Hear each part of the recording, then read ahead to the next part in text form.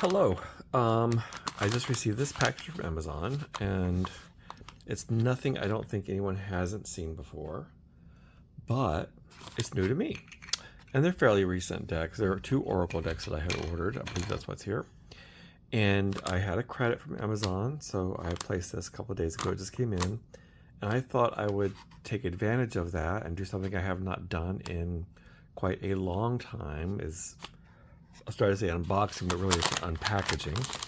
So I will just start right into it. And you will see what is in the package. Oh, I probably didn't do this well enough. Okay, package undone. And we have Arcana Folia. It's an Oracle deck. I've seen several walkthroughs of that one. I think it was on was it on the Spotlight with Hermit's Cave and Oneness Emporium? I can't remember, but I know there have been several of it done. And then the Elemental Oracle. One thing is I keep a list on Amazon of decks I want but can't afford at the time. And it's been good for me in a way because I will have a list of, I don't know, 10 or 12 decks on there. And then as time passes and I practice and keep working through things, I'm able to go back through and like, I don't think that deck is really one I want.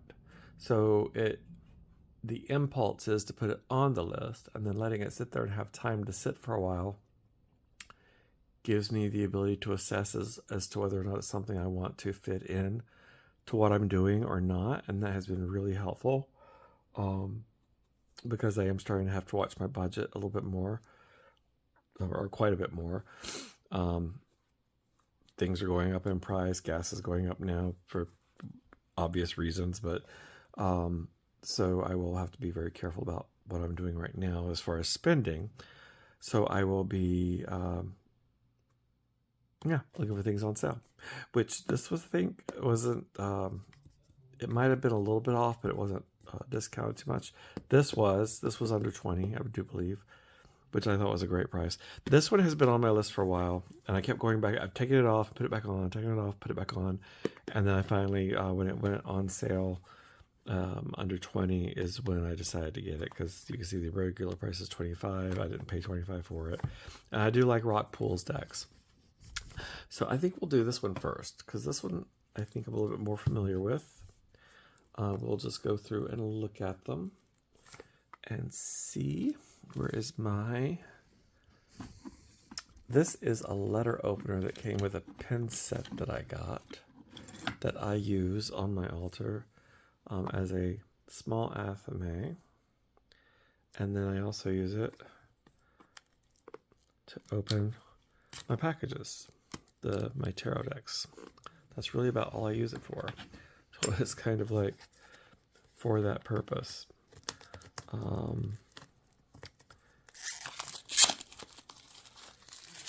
we'll look into here and see. Stacy DeMarco. Artwork by Kinga Brishig. Oh, I'm going to butcher that. Here, I'm going to let you read the name because I cannot pronounce it. But it's Brishki. So, anyway.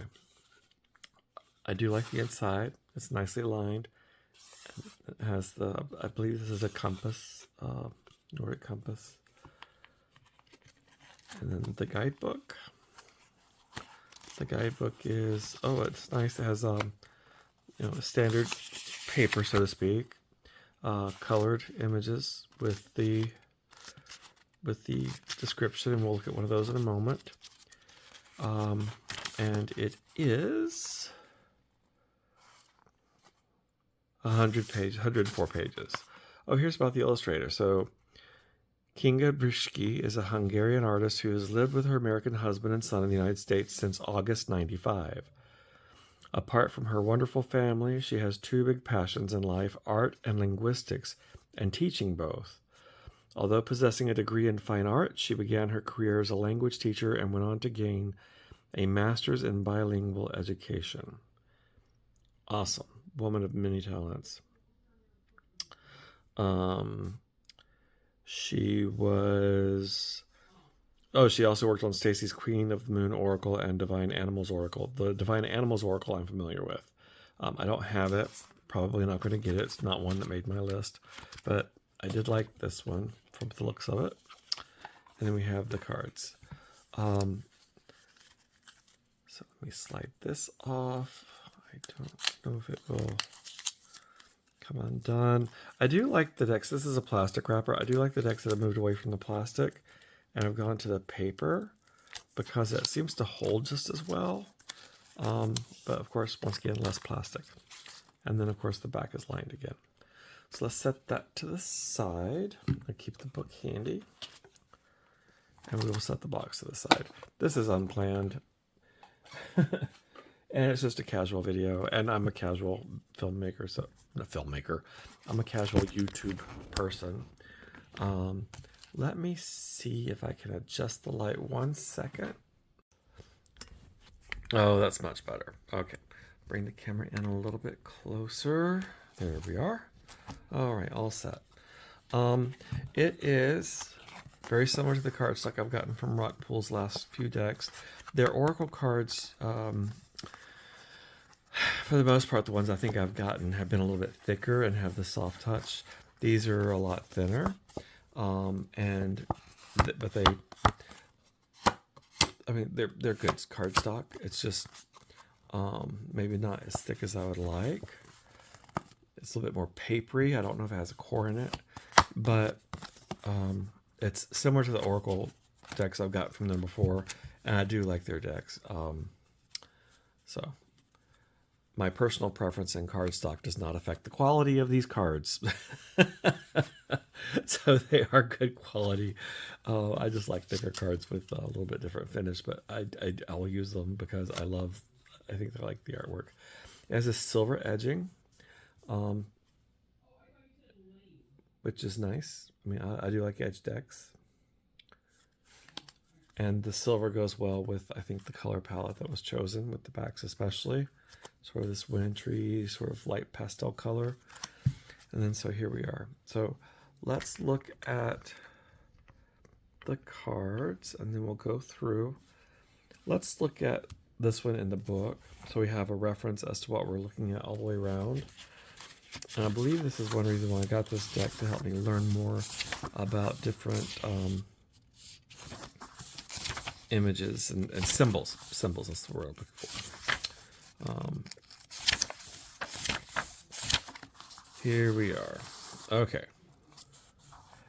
Expansion. Be guided, but do your research. Focus and honesty is needed to overcome obstacles. You know your true north, so be brave about the next steps. We may have a number of purposes in life, not just a single one. It is time for true adventure. Okay. That lines up very well. The one phrase I like here about this particular one, you know your true north. There was a conversation I was having to someone about reading tarot cards, and he was fascinated with the idea because he'd never done it and never knew anybody who had done it. And he was just interested in the process and what might be involved. And I said, well, a lot of people get it. I mean, you can use it for divination, divining the future events, that sort of thing, but that's where it gets, you have to be, I stay away from that, but I know that other people do it and are adept at it.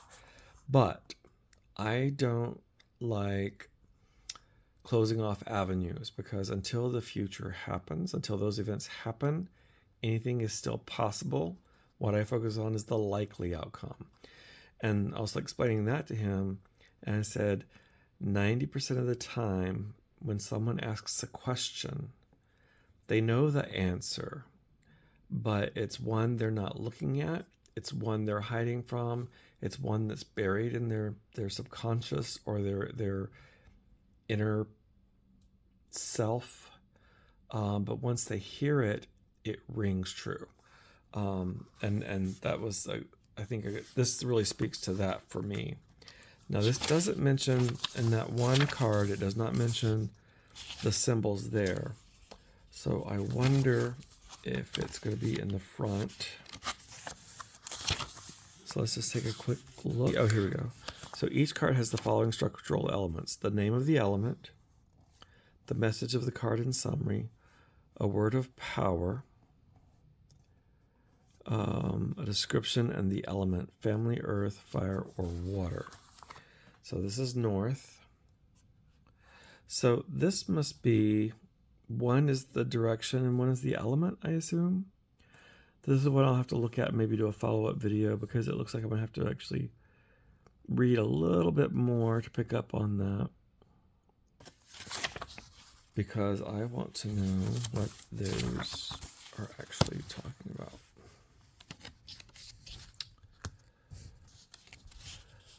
Let's see. Those are all card descriptions, and in the back there is this picture here. So let's go back and look at Northwood number 1. Element is air.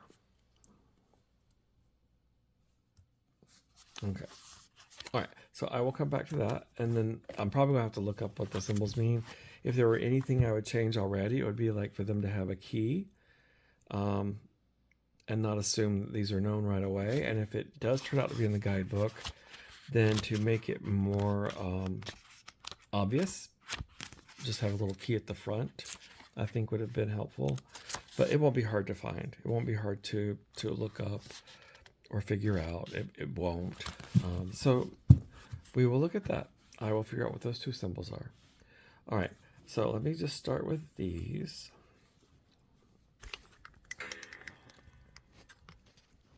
And we'll just go through these. So here is, oh, I can't get my camera right today. I told you, I don't have the best setup, and this is very impromptu. All right. South. Let me do it this way. I think I'm going to get a much better view. South. Get the glare off. They do have a glare to them. They're not awfully shiny, but they do have a glare. And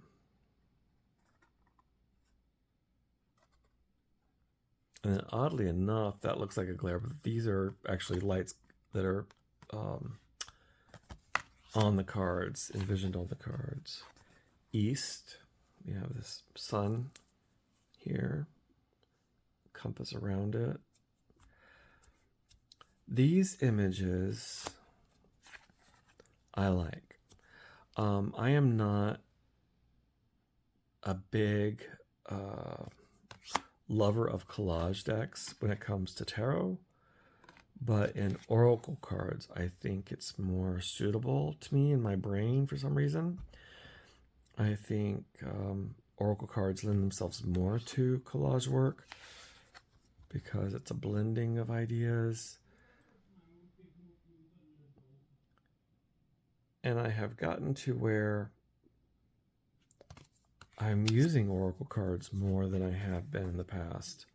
And that's one way that my practice has evolved, because I'm looking more for insight internally, meaning more about what is happening to me internally as opposed to what is happening externally, and realizing that what happens internally to me is what is driving what is happening externally.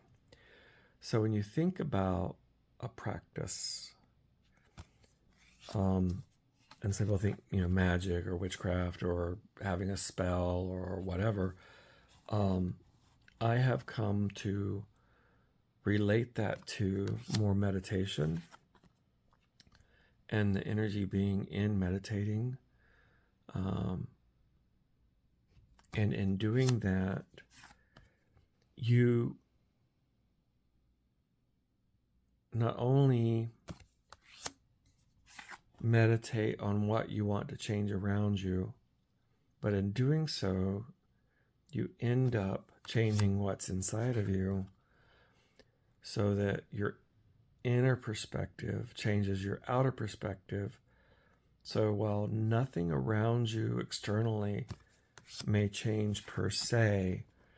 It does change because of the way you look at it, the way your point of view changes by the work you've done. And I think that's the real magic. And I think that's goes along with my view of excuse me, tarot and oracle, showing us what, look at this cave, I'm sorry, tarots and oracle cards showing us what we already know within ourselves. We either are hiding from it, are blinded to it, don't see it, can't feel it, forgot it. So we're not always not seeing it out of some sort of dishonesty to ourselves, but it could be because we're lying to ourselves. Oh, I can't do that, or I don't have any strength here, I don't have any power here. Those are all lies I tell myself. A lot of us tell ourselves the lie that we don't have any power in a certain situation. So what lies are we telling ourselves is another way I think tarot or oracle cards help me. They pointed out, it's like, this is something you can do, and you're lying to yourself if you're saying you can't. But oh, this image here is just beautiful. The wind. Oh my gosh, this looks like the oh, what's it called? There's a number, the golden number where it forms the curve into the 90-degree angle. I think it's beautiful. Anyway. And one thing I've learned to look at too with cards is, especially in the artwork, is the geometry that exists there. If you look, it's a triangle here, triangle here. If you've ever done any sort of, and all I've done is very rudimentary study of art, but there is how people are positioned. Like this is more sort of a parallelogram.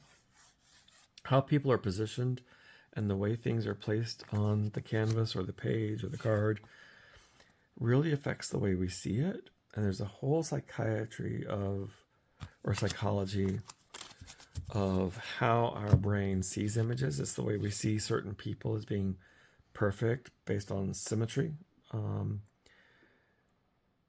and or the brain's idea of perfection. It's sort of genetic. It's not like we're being stuck up or choosy. It's just our brains actually look at some things as being perfect or balanced or right. And it's the same with art. If these are not positioned in such a way that matches certain forms of allowing our brains to interpret them, then it will make it look off. A lot of times we'll see something off center and it works, or we see something dead center and it works. But this probably wouldn't work if this wasn't over here. If this wasn't a large mountain over here making this triangle, this would probably be off. So it's all put into place to balance and look correct in our brains. And this is a really cool card. I like this. I think these images are beautiful. And I'm just letting the title and the words speak for themselves. I'm not reading them. And that is really all I have to say about art. But ever since I've noticed that, then I started looking at, like, well, what geometry shows up in this particular card. And that sort of, sometimes it connects to a meaning for me. Sometimes it doesn't. Sometimes it enhances. Sometimes it's just a fact of, that's just the way things need to be on the card for the image to be interpreted correctly by our brains. So it looks good. There we are. Oh, that's beautiful. Magnetism, attraction. That's a nice one. Dark matter. I'm going to enjoy these cards. I really am, I think. These are nice. Then the other thing about rock pool cards is that they are, most of them, like this one with this paper stock, most of them are the same size and have the same corner cuts. So if you had two decks, even if they're from two different artists that you enjoy, this one, I love the atoms building. I am so into this idea of what are we made of? What does it break down to in its finite form, in its most minuscule form, and its energy? Everything's energy. It just, this speaks volumes to me. I can go off on that forever. But what was I saying? Oh, so if you have another deck and you think that they would work well together, another Oracle deck, then you would be able to combine them and they fit perfectly. Of course, the backs would be different. But, okay. Well, that is that walkthrough. We already did like a little mini. I'm not going to spend a lot of time on these because these have been out for a while. There are other walkthroughs, more in depth out there. And oh yeah, first published 2020. So this one's been out for a while. But I just wanted to show it because it's new to me. And I think it's really cool. It's one reason why I like watching YouTube videos on decks, because you get so many different viewpoints and different ways to read the cards and different ideas on how to read them. And I think that's important. I think that has not done anything but enhance my practice. Let me try and speak today if I can. So there's that. The book. The box is really nice. They do a really good job with boxing. You don't have all this extra packaging. The cards fit in. It's always a nice lined box. The book fits in. It's always a nice size book. It's not super tiny. Okay, so there's that one. Now on to the Floria Oracle. This one I'm really looking forward to because I've been watching it for a while. It's one I did want, and it's been on my list for a while, and it's gone off and on. And then finally, it went on again, and then I had a credit, so I was like, well, let me go ahead and get that one. And so most of my videos coming up won't be new decks. They'll be, unless it's one I purchased. I've got two I've backed from Kickstarter that'll be coming out. They'll be mostly decks I've worked with and you've seen before, but they're decks that are important to me, and I want to talk about them. Oh, look at the inside of this. Listen to the whispers. Let them guide you. Whispers. I like that. It's beautiful. Beautiful, beautiful. I like how this lid is cut too, because it has this curve here, which kind of gives you the ability to have a little bit better grip when you're sliding it off. So that's nice. This is, who makes this one? That should be on here. Oh, US Games. Okay. I want to make sure it wasn't Rockpool again. All right, so it's US Games. Because I was going to say that, you know, they did this box like the other one, but US Games did this box like the other one. Here's the guidebook. Let's take a look at that. And come down a little bit more. So here we are. Arcana Oracle by Nora Paskaleva. It has an introduction. Nature is a powerful tool that can steer us towards a more authentic self, a happier life, and a more fulfilling existence. How true is that? I'm on spring break this week, and I really want to unplug a little bit more and take advantage of our beautiful weather right now that we're having. It's in the mid-80s in the daytime, and go hiking somewhere on the valley. We have a lot of beautiful desert hikes. The desert is just coming to the end of its blooming cycle. It's got a question on how to ask questions. It has a section on spreads, essence, choice, action, past, present, what I want, what I need, how to improve, very basic. So very, straightforward.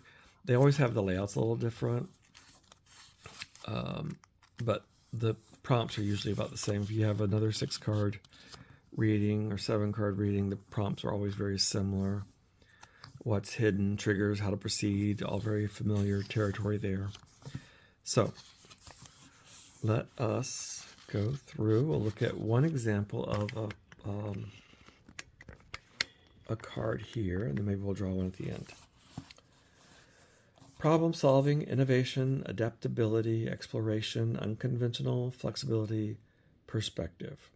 Use your imagination for creativity. Try to find innovative solutions to complex problems. By keeping an open mind and a positive problem-solving attitude, we can discover more options and find solutions that benefit ourselves and others. In our daily lives, being creative can add a fun twist to everything. It's all about spicing up routines and finding joy by exploring bold new ideas. So true. So that would be one example. I'm not going to go through the whole book because all of that is going through the cards. And is there anything at the end that might be different? Nora Puskaleva is a multimedia artist based in Connecticut who has been designing tarot and oracle decks for over a decade. Her art reflects her fascination with psychology, spirituality, and nature. Nora's work explores themes such as identity, self-discovery, and interconnectedness. She hopes to raise conscious awareness and encourage readers to delve deeper into their thoughts and emotions. She is a nature enthusiast who enjoys hiking with her 2 kids. Very nice. They have a place to find out more. And I'm not going to hide that QR code because that's to find out more about her. So there's no need to. It's not like that's the guidebook or anything, or that's the information. So if you want to find out more, that's her website and the QR code, which takes you there. And it does have this little place for notes. And I never really, if I'm going to take notes, I need a lot more space than that. Maybe somebody does use that for little notes. Maybe you've learned something from somebody. Maybe that's where you put notes, where you watch other people's walkthroughs and things they point out. That'd be a great idea for that. Never thought about that. But I was just sitting here thinking, like, what could you use such a small space for? Especially for a working deck, because it's only 3 or 4 pages. But that would be a great idea if a book has little space in the back for notes. Then anytime you watch a walkthrough or a video of that particular deck, that'd be a great place to make those little notes about what that particular video had to say about it. Now these cards feel awesome already. They are U.S. games. They feel like traditional U.S. games. They have that traditional feel of, they're same sort of tactile feel when they slide around. The edges are this beautiful matte. I started to say black, but I think they're more of a coffee, or they're not quite black. It's more of a coffee color, maybe a little bit of brown in it. And the backs are these beautiful green leaves. Reminds me of an herb garden. Love it. It probably is. There might be rosemary, maybe mint, maybe sage, maybe thyme. I'm not sure. I would really have to look at it. I get those mixed up because, they're leaves and they're green, and then I get them mixed up. So I pull this down and we will do a quick walk. Here we have Use Your Imagination. I love this. I wish I had more time to get into art.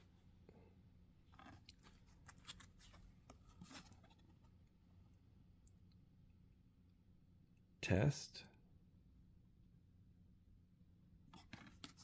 Not quite sure what kind of beetle that was. Reciprocity. It's a basket. Maybe it's a care basket of some kind.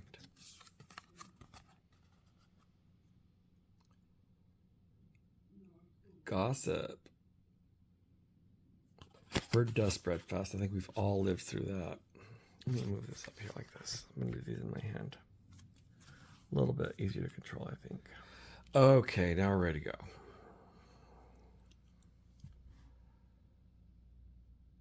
Leisure. My wife likes to work in her garden when she's relaxing. That's therapeutic for her. I am not a garden person. My family had a very large garden when I was younger, and I had no evenings or weekends or winter breaks because every moment was working in the garden. or working with the animals on the farm, and I had my fill when I was young. And I love farming. That I whole like concept now. I just didn't take to it, and I'm not going to go into great detail, but my father did not make it an enjoyable experience, and it was not something that I had a natural inclination to learn because of that, I believe. And it wasn't so much about the gardening as it was so much about working with him day in, day out, and not having a choice about it, because when you're a kid, 9, 10, 12, you don't have a choice. You just have to go when your parent says go. And so, yeah, so that has a lot to do with my viewpoints on gardening, but I don't let that cloud the way I view it overall.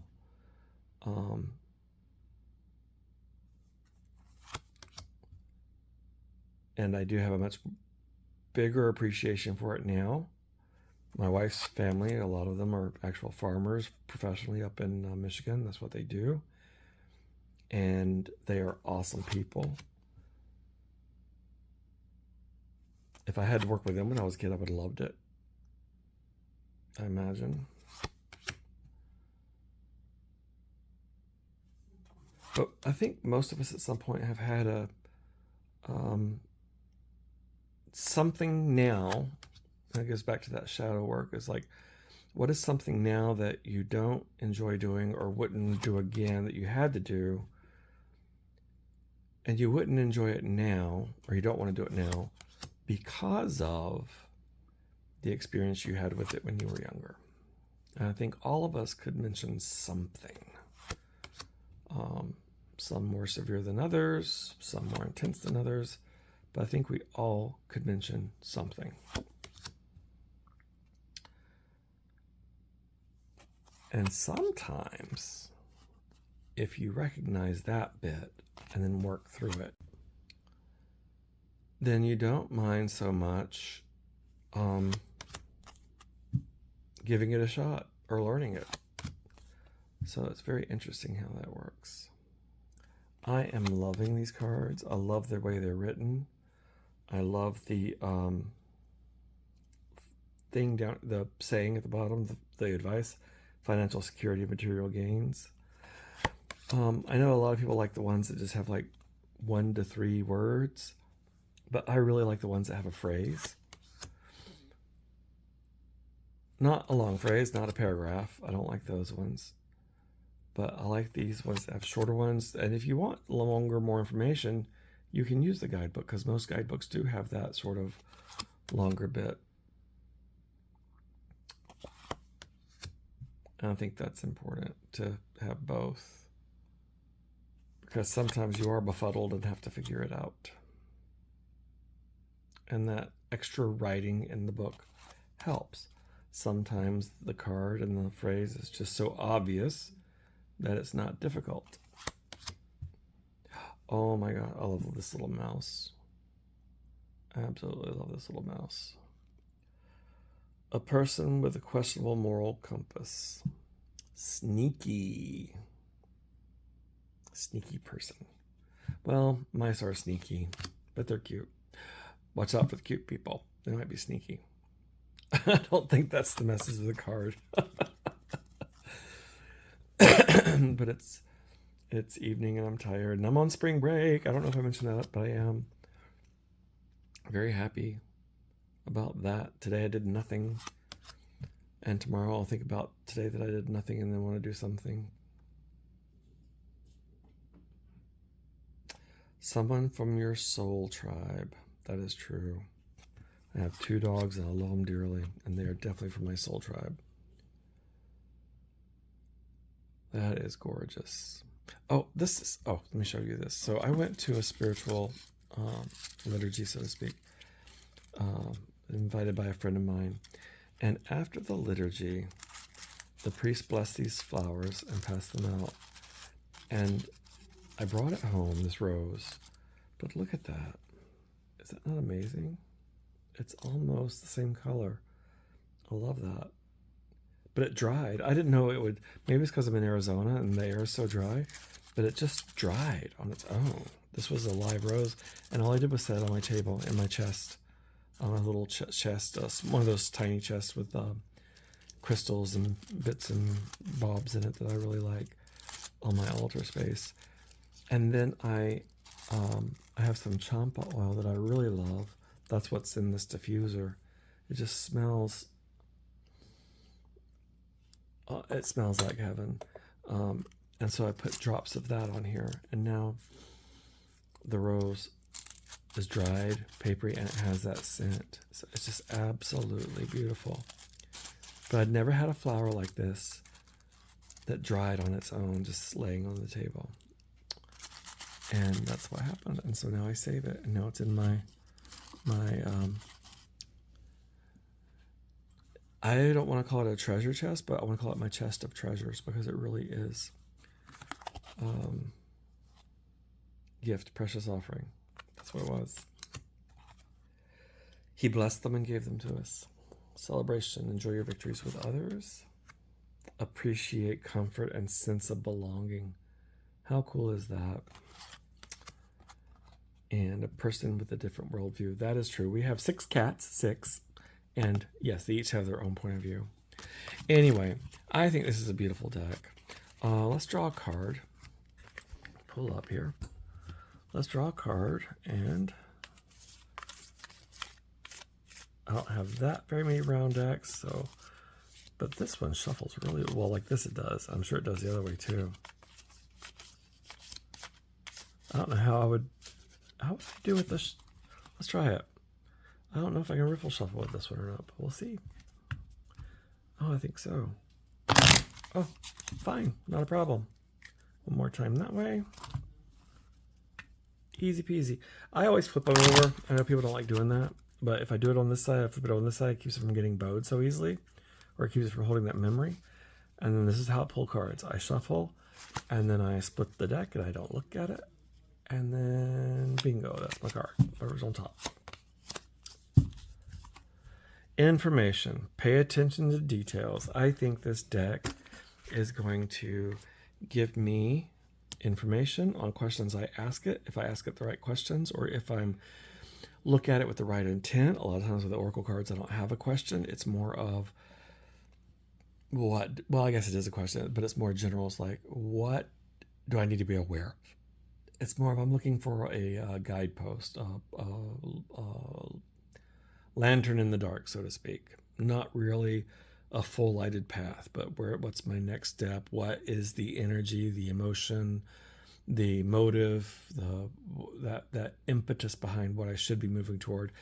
And then for more detail, I would go into a tarot reading. So that is my walkthrough. I think that bodes well for how this deck and I are going to work together. I love the size of it. I love the images. I love the messages. And it's right up there with one. So that and the elemental, and I will be along to tell you how I work with both of them and how they work out for me. I hope you all have a wonderful night, and let me know if you have this deck or the elemental Oracle, and how you work with it, how you enjoy it. Leave that in the comments. And I love reading them. All right, thank you for watching. Thank you for your time. I love doing this. I know it only reaches not very many people right now, but I do love doing this. It makes me feel so connected. As many of us find from time to time, we don't have friends right around the corner that enjoy this type of work, or believe in this type of work, or share this type of spiritual journey. And having this channel and speaking to you allows me to feel much more connected to the world around me, to people, to the universe. So thank you. Thank you for letting me be here in this time with you. Bye.